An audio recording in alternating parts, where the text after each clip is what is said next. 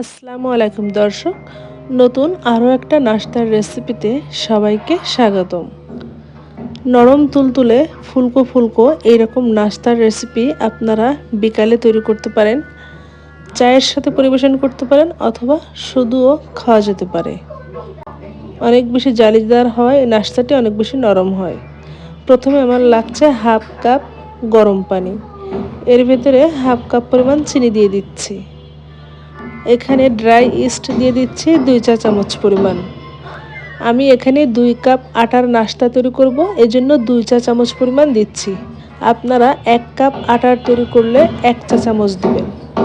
5 মিনিটের জন্য ঢাকনা দিয়ে ঢেকে রেখেছি, এতে করে লক্ষ্য করুন ইস্টটা কিন্তু অনেকটাই ফুলে উঠেছে।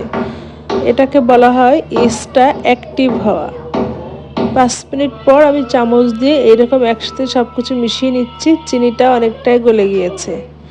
এখন আমি আটা দিয়ে দিচ্ছি প্রায় 2 কাপের মতো।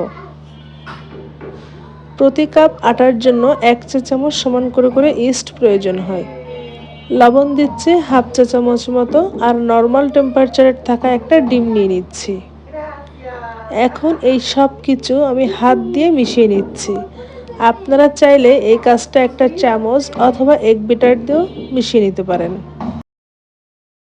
আমি এই নাস্তার জন্য যে বেটারটা হবে সেটা অনেকটাই নরম, ঠিক কেকের বেটারের মতোই নরম হবে। এর ভিতরে যে দানা দানা ভাবটা আছে সেটা হাত দিয়ে খুব ভালো মতো মিশিয়ে নিচ্ছি। ঘনত্বটা এই পর্যায়ে এমন আছে। এখন একটা ঢাকনা দিয়ে ঢেকে রাখছি এবং এটা রোদ অথবা চুলার পাশে গরম স্থানে রেখেছিলাম 45 মিনিট। এতে করে ইস্ট দেওয়ার ফলে অনেকটাই ফুলে উঠেছে। এর ভেতরে বাতাস ঢুকে গিয়েছে। আমি হাত দিয়ে এইরকম করে একটু নাড়িয়ে নিচ্ছি। ব্যাটারটা আমার একেবারে রেডি, সরাসরি চুলায় চলে যাব ভেজে নেওয়ার জন্য। কড়াইয়ে পর্যাপ্ত তেল দিয়ে তেলটা খুব ভালো মতো গরম করে নিয়েছি। অবশ্য গরম তেলে এরকম ছোট্ট ছোট্ট করে বড়ার মতো করে দিতে হবে। আমি অনেক ছোট ছোট করে দিয়েছিলাম, কিন্তু ফুলের সাথে সাথে বলের মতো গোল হয়ে ভেসে উঠছে। পরিমাণে কম করে দিলেও ফুলে কিন্তু নাস্তাগুলো অনেকটাই বড় হয়ে যায়। তারপরে নাড়াচাড়া করে একটু কালারটা কিছুটা গোল্ডেন হয়ে গেলে আমি তেল ঝরিয়ে তুলে নিচ্ছি।